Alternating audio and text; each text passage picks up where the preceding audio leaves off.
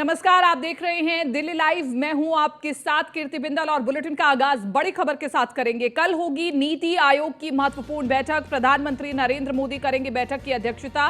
विकास कार्यों को लेकर के होगी चर्चा। देश को 2047 तक विकसित देश बनाने का लक्ष्य रखा गया है। बीजेपी शासित राज्यों के सीएम बैठक में शामिल होने वाले हैं। तो कल नीति आयोग की बैठक होगी और इस नीति आयोग की बैठक का मुख्य लक्ष्य यही है कि देश को 2047 तक विकसित देश बनाने का लक्ष्य रखा गया है। इसको लेकर के राज्य भर में क्या कार्य चल रहा है ये जानने की कोशिश करेंगे प्रधानमंत्री नरेंद्र मोदी। विशेष तौर पर इसमें तमाम जो बीजेपी शासित राज्य के मुख्यमंत्री होंगे वो इसमें शामिल होंगे। आपको बताएं कि मुख्यमंत्री योगी आदित्यनाथ, मुख्यमंत्री पुष्कर धामी, मुख्यमंत्री मनोहर लाल खट्टर, तमाम बीजेपी शासित राज्यों के मुख्यमंत्री शामिल होंगे।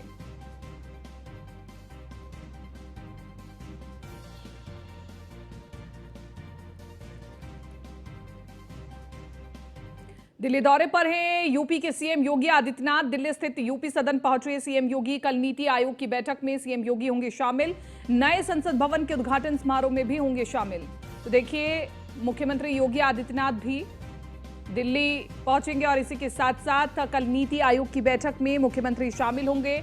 उत्तर प्रदेश में कैसा विकास कार्य चल रहा है, कैसी सरकारी योजनाएं कार्य कर रही हैं, ये जानने की कोशिश की जाएगी इस नीति आयोग की बैठक में। और इसी के साथ साथ मुख्यमंत्री लेखा जोखा रखेंगे कि उत्तर प्रदेश में कैसा कार्य चल रहा है, विकास कार्य, और कितना दुरुस्त करने की कोशिश की गई है सिस्टम को। तो कल नीति आयोग की बैठक में मुख्यमंत्री योगी आदित्यनाथ शामिल हो रहे हैं। उससे ठीक अगले दिन नए संसद भवन के उद्घाटन सत्र में भी शामिल होंगे।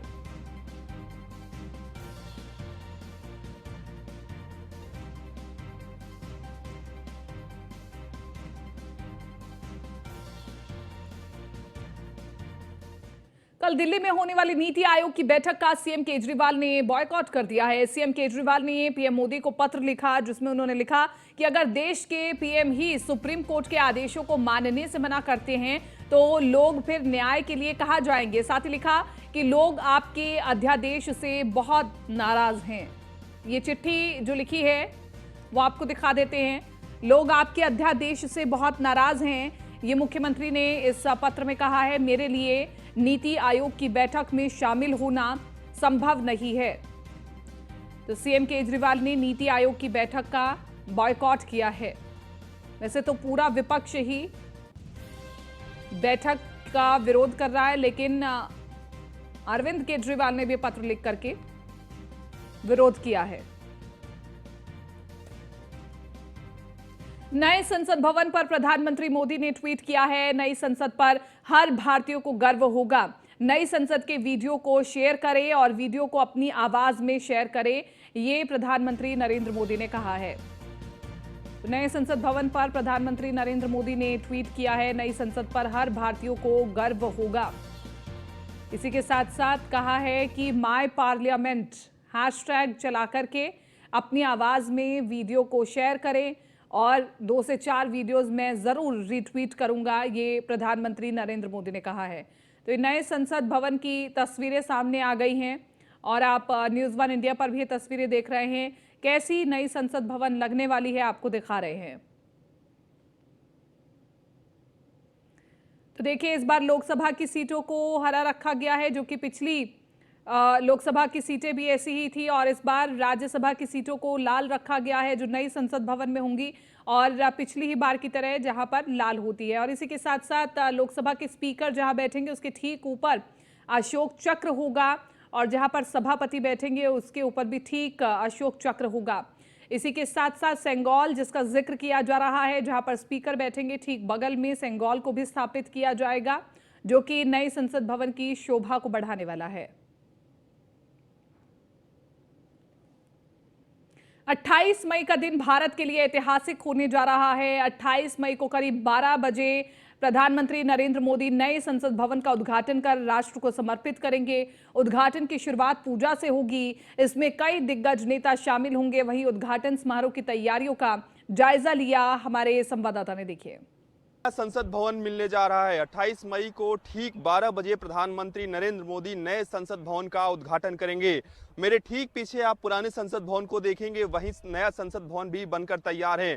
पुराने संसद भवन और नए संसद भवन में काफी अंतर है, यानी कि नए संसद भवन को काफी आधुनिक बनाया गया है। सीटों की संख्या की अगर हम बात करें सांसदों की, उसकी दृष्टि से, या सीसीटीवी कैमरे की बात करें, या अन्य जो आधुनिक तकनीक है वो नए संसद भवन में लगाया गया है। इस वक्त हम आपको तस्वीरें दिखा दें पुराने और नए संसद भवन दोनों की, तो निश्चित रूप से नया संसद भवन की अगर हम बात करें तो यहाँ पे नए संसद भवन में लोकसभा में करीब 888, वहीं राज्यसभा में करीब 384 सदस्यों के बैठने की व्यवस्था की गई है। इसके साथ ही आप तस्वीरों में ऊपर देखेंगे तो आपको अशोक स्तंभ जो है वो नजर आएगा। इस अशोक स्तंभ की बात करें तो इस नई बिल्डिंग पर, यानी कि संसद भवन की नई बिल्डिंग पर जो लगाया गया है वो करीब 6.5 मीटर जो ऊंचा है वो अशोक स्तंभ है और करीब 9,500 किलोग्राम का है। प्रधानमंत्री ने इसका अनावरण किया था और निश्चित रूप से इस नए संसद भवन में काफी कुछ खूबियां हैं, कई चीजें हैं। चाहे हम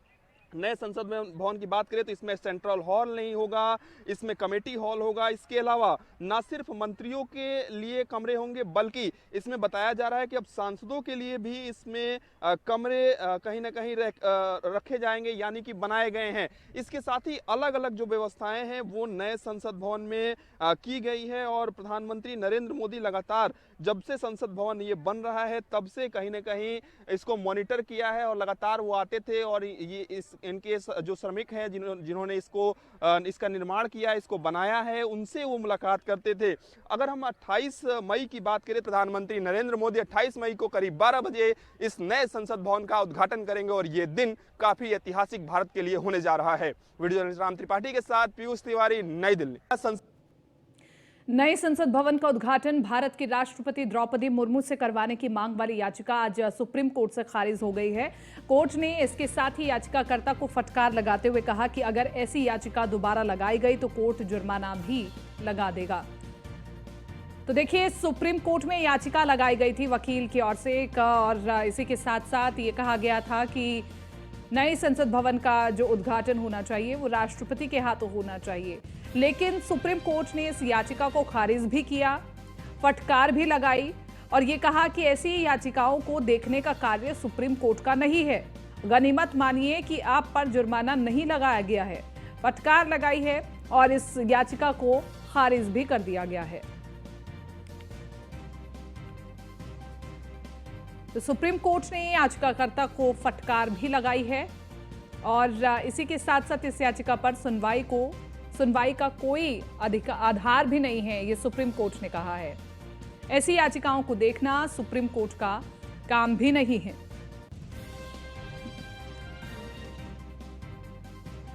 नए संसद भवन के उद्घाटन और उसमें रखे जाने वाले सेंगोल पर हुए विवाद पर केंद्रीय गृह मंत्री अमित शाह ने कांग्रेस पर जमकर निशाना साधा है। अमित शाह ने ट्वीट कर लिखा कि कांग्रेस पार्टी भारतीय परंपराओं और संस्कृति से इतनी नफरत क्यों करती है। साथ ही लिखा कि कांग्रेस को अपने व्यवहार पर विचार करने की जरूरत है। ये वो ट्वीट है जो कि अमित शाह ने अपने ट्विटर हैंडल से किया है और कांग्रेस पर निशाना साधा है। कहा गया है कि क्यों कांग्रेस आखिरकार भारतीय संस्कृति और भारतीय परंपराओं से इतनी नफरत करती है। कांग्रेस को अपने व्यवहार पर विचार करने की जरूरत है।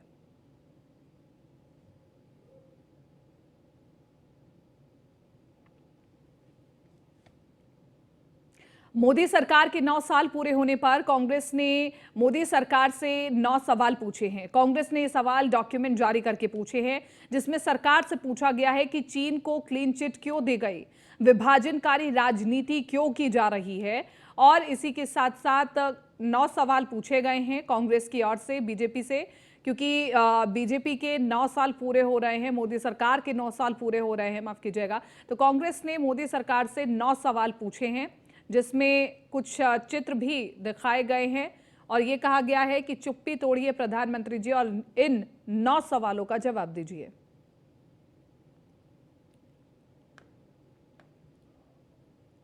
एक छोटी से ब्रेक के लिए रुक रहे हैं, जल्द हाजिर होंगे। और ब्रेक के बाद रुक कर रहे अगली खबर का आप। विधायक सत्येंद्र जैन को सुप्रीम कोर्ट से बड़ी राहत मिली है। सत्येंद्र जैन को 6 हफ्तों के लिए कोर्ट ने अंतरिम जमानत दी है। आपको बता दें कि बाथरूम में गिरने से सिर में लगी चोट की वजह से सत्येंद्र जैन आईसीयू में एडमिट है और इसी को देखते हुए कोर्ट ने उन्हें 6 हफ्ते के लिए अंतरिम जमानत मिली है। वहीं मामले की अगली सुनवाई 11 जुलाई को होगी।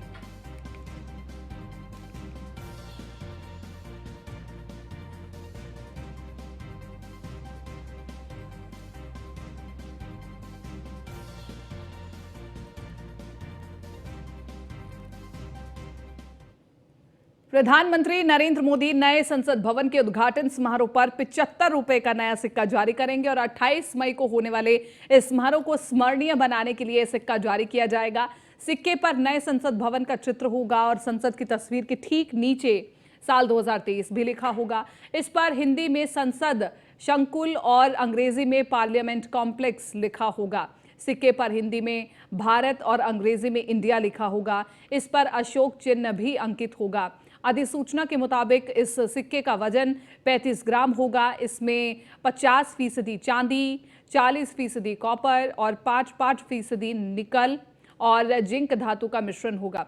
इसका व्यास 44 मीटर होगा, जबकि किनारों के साथ 200 सेरेशन के आकार में गोलाकार होगा।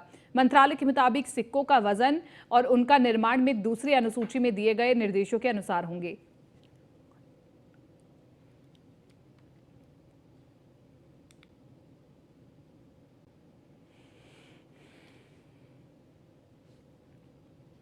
संसद भवन के उद्घाटन को लेकर के लोक जनशक्ति पार्टी के अध्यक्ष और लोकसभा सांसद चिराग पासवान ने प्रधानमंत्री नरेंद्र मोदी को बधाई दी है। इसके साथ ही चिराग ने 19 विपक्षी दलों के बहिष्कार की निंदा करते हुए विपक्षी दलों पर कई आरोप लगाए हैं। नए संसद भवन के उद्घाटन समारोह का बहिष्कार करने पर चिराग ने विपक्षी नेताओं पर जुबानी हमला बोला। उन्होंने कहा है कि ये अत्यंत दुखद सार्वजनिक तथ्य है कि विपक्ष संसद से भागता है। कारण है कि विपक्ष उन पुरानी और स्वार्थी लोक इच्छाओं का प्रतिनिधित्व करता है जिन्हें जनता ने बार बार खारिज कर दिया है। उन्होंने आगे लिखा कि विपक्ष एकता का प्रयास राष्ट्रीय विकास के लिए एक साझा दृष्टि नहीं बल्कि वोट बैंक की राजनीति के लिए साझा अभ्यास है और भ्रष्टाचार के प्रति स्पष्ट रुझान और झुकाव है। ऐसी पार्टियां कभी भी भारतीय लोगों की आकांक्षाओं को पूरा नहीं कर सकती है।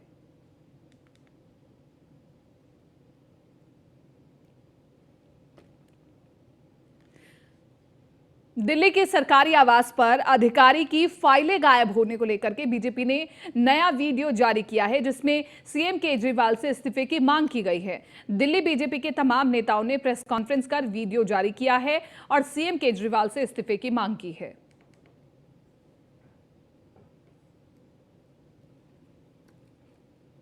दिल्ली के मुख्यमंत्री अरविंद केजरीवाल का त्यागपत्र की मांग करता हूं, क्योंकि यह कोई छोटी मोटी घटना नहीं है। दिल्ली के मुख्यमंत्री जब से यह घटना घटी है, उनकी ओर से कोई स्टेटमेंट आया नहीं है। वो दिल्ली के चीफ मिनिस्टर हैं और उनके चीफ मिनिस्टर रहते हुए सेक्रेटेरिएट में 3 लोग घुसते हैं और सरकारी फाइल्स की चोरी करते हैं। और यह वे फाइल्स हैं जिनकी जांच राजशेखर जो स्पेशल सेक्रेटरी है उनके द्वारा की जा रही है। और इन सभी घोटालों में दिल्ली सरकार के मंत्री नहीं बल्कि कहीं ना कहीं मुख्यमंत्री की इन्वॉल्वमेंट भी स्पष्ट दिखाई पड़ रही है। तो मुख्यमंत्री नैतिक जिम्मेवारी लेते हुए अपने पद से तुरंत त्यागपत्र दें। मैं दिल्ली प्रदेश भारतीय जनता पार्टी की ओर से मुख्यमंत्री। देश में जहां अवैध नशे को रोकने के लिए ऑपरेशन कवच चलाया जा रहा है, वहीं राजधानी दिल्ली में नशे की रोकथाम को लेकर के पुलिस लगातार छापेमारी कर रही है। और इसी कड़ी में एक महिला ने नशे के खिलाफ पुलिस अधिकारियों को शिकायत दर्ज कराई है। महिला का कहना है कि असामाजिक तत्व जुआ खेलने आते हैं, जिससे स्थानीय निवासियों का आना जाना मुश्किल हो गया है।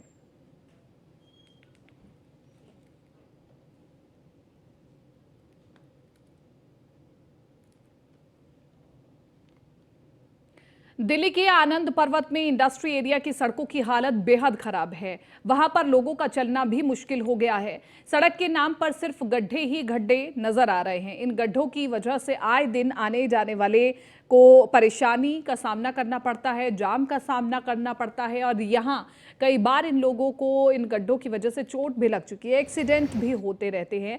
इंडस्ट्रियल एरिया की वजह से यहाँ पर करोड़ों रुपयों का रेवेन्यू सरकार से प्राप्त होता है, लेकिन उसके बावजूद पिछले कई सालों से सड़क की हालत इतनी खराब हो गई है, सड़क के नाम पर सिर्फ गड्ढे ही गड्ढे बचे हैं।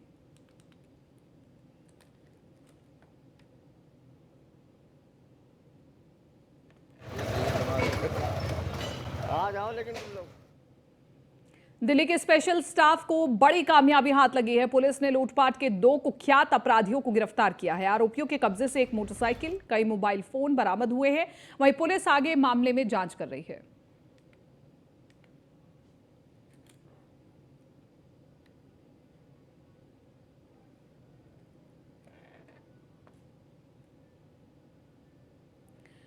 तो देखिए, लूटपाट के 2 कुख्यात अपराधियों को पुलिस ने गिरफ्तार कर लिया है और पुलिस को सफलता हासिल हुई है। इसी के साथ साथ कब्जे से चोरी की हुई मोटरसाइकिल बरामद की गई है।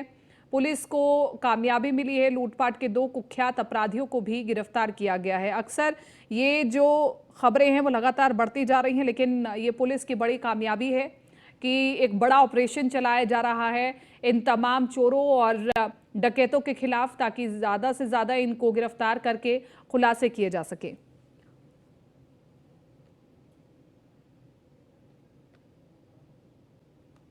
दिल्ली के साकेत कोर्ट के पास शाम होते ही छलकते हैं जाम और मोमोज की रेडी लगाने वाला शख्स खुलेआम पिलाता है शराब। आपको बता दें, ये काम लगभग साकेत कोर्ट रोड के सभी ढाबों पर होता है।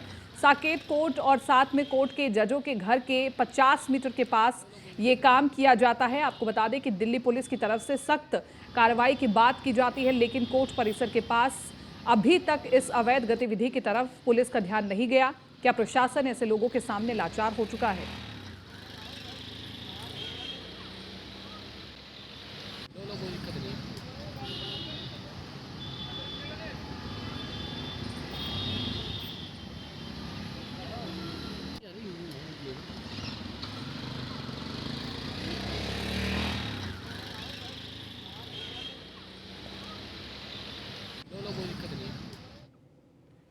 इधर जेडीयू कार्यालय में पार्टी के प्रमुख प्रवक्ता नीरज कुमार ने प्रेस कॉन्फ्रेंस की। इस दौरान नए संसद भवन के उद्घाटन को लेकर के चल रहे बवाल पर नीरज कुमार ने बयान दिया है।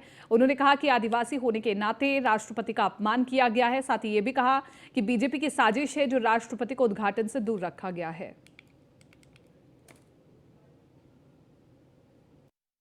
उसी त्रिकोण के आधार पर आपने क्यों सहमति प्रदान किया? हमारे वर्तमान संसद भवन का जो अभी आकार है, उस आकार के तहत जो हमारी सभ्यता और संस्कृति है, जो मध्य प्रदेश राजस्थान के मंदिर मुरैना में बहुत सारी जगहों पर मंदिर है, उस मंदिर के अनुरूप का वह ढांचा था, लेकिन आपने त्रिकोण बना करके सनातन धर्म का अपमान किया, भारतवर्ष के सनातन संस्कृति का, यहाँ के शिल्पकार का और यहाँ का अपमान किया। फिलहाल इस बुलेटिन में मेरे साथ इतना ही। दीजिए इजाजत।